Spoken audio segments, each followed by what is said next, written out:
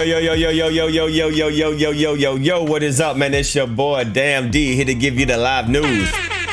And make sure if you're new to the channel, y'all hit that like button one time for the one time. And if you like what you see, hit that subscribe button. Thank you kindly, thank you.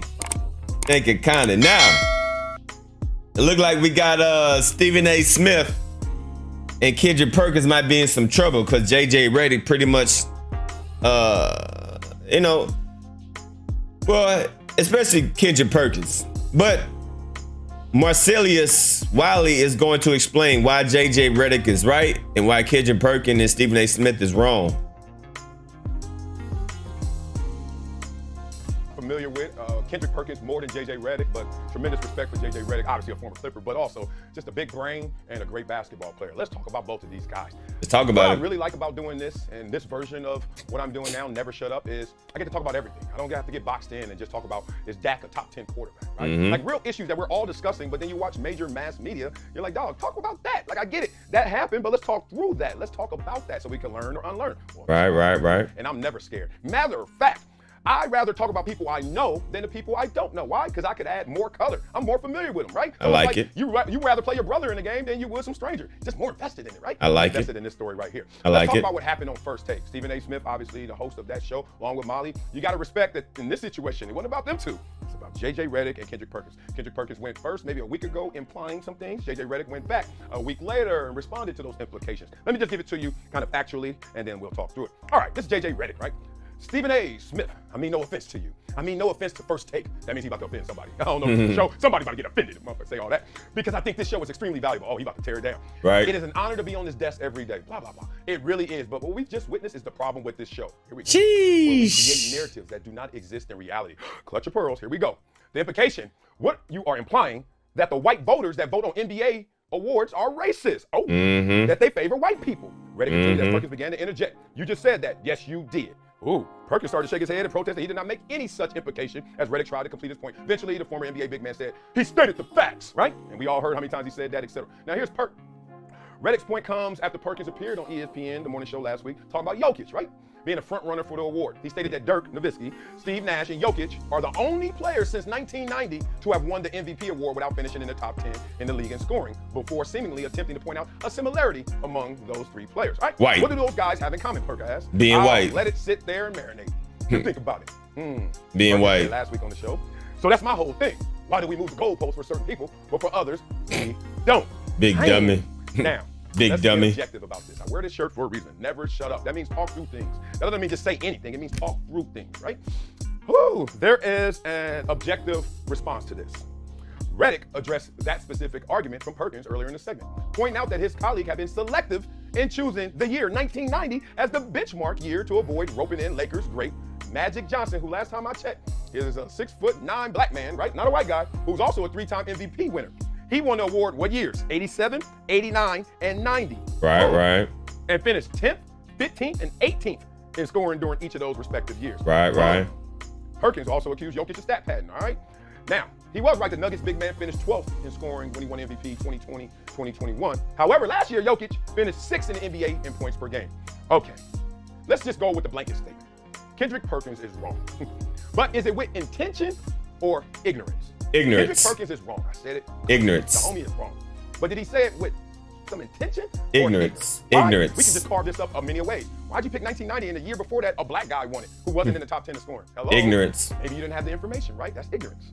Or you actually cleanly cut it right there because it fits your argument better. Ignorance. Now, did he let the facts form his opinion, or did he already come in hot and loaded with his opinion and just look for certain facts to fit? Hot and loaded. So this is what happens when you work on those big shows. How do I know? I worked on those big shows. And this is part of why I left that big show and I left major media. Nothing against it. I just saw that it wasn't gonna allow me to fully flex all of my muscles, and it wasn't gonna allow me to be exactly who I am, right? Because you gotta understand that they wanna please their audience and their advertisers. I get it.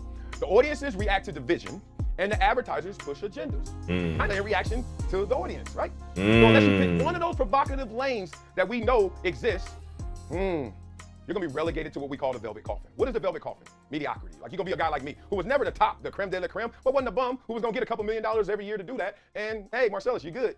We're petting you. Chill out. Enjoy the ride. Enjoy that slow death. I felt that I have so much more to offer than what was being presented. Why wasn't it fully being presented? Because of the obstacles at play. Always remember, culture is what's rewarded. Culture is what's rewarded. What is rewarded on those shows, on those big opinion debate shows? Two things, right? It's either A, I'm gonna be divisive, right? Or B, you're gonna be somebody who disrespects. Like, if you're gonna be the top, you gotta find something that's polarizing and run with it. Or like Stephen A. Smith? Like a Stephen A. Smith?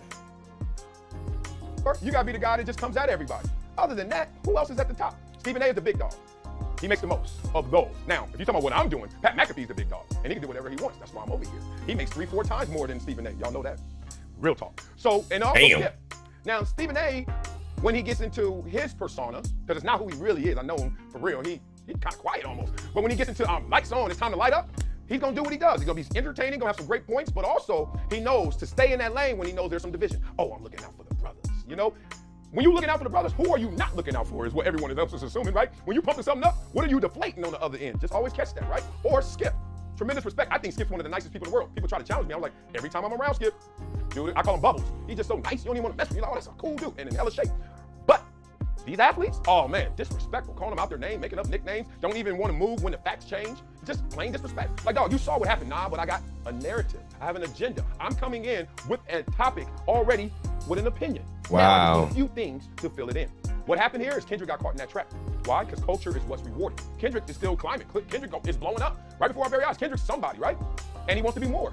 But he knows the two lanes that exist. So is he gonna disrespect? Nah, that ain't him. He played. He can't go there.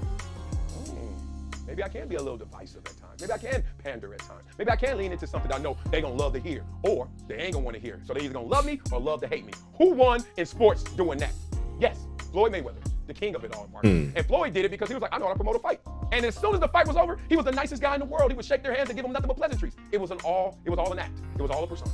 But that's not what we're seeing, or at least understanding, when it comes to Skip and Stephen A. and now Kendrick Perkins, who is trying to go one of those two lanes, we see which one, and trying to support his opinion with facts, but limited facts, right? Laced with a lot of opinion, a lot of what he felt, what he thought he observed, but that was limited, or at least the year before. Magic Johnson undermines that argument. So maybe it was facts. FAC, struggle to get to the T, definitely didn't get to the S. All love, but that's how the game goes up there. Sometimes it's with intention. Sometimes, frankly, it's with ignorance. Wow! Drop the mic. I mean, he pretty much exposed everything. Why ESPN does what it do. Why Stephen A. Smith does what he do. He just explained literally everything. Why ESPN is what it is right now. He literally broke it down for you. And I believe it. I definitely believe it. Wow. You know, we all knew it, but hear it from someone that actually worked for him, hearing it from someone that is in that profession, hearing it from somebody that, you know, that is actually in that field to confirm everything that we've been thinking of how ESPN and Stephen A. Smith, people like Stephen A. Smith, people like Skip Bayless, they come with the agenda, and the more loud and provocative you be and the more outlandish things that you say, ESPN pushes that. And we got confirmation right there. Wow. That's sad, man. That is sad. Y'all leave a comment down below. Wow, wow, wow. This was very informative. Salute to Marcellus. I hope I said his name right, because he just exposed everything. Boy, damn D. Signing out. Sheesh. Hold on, thumbnail. I'm out.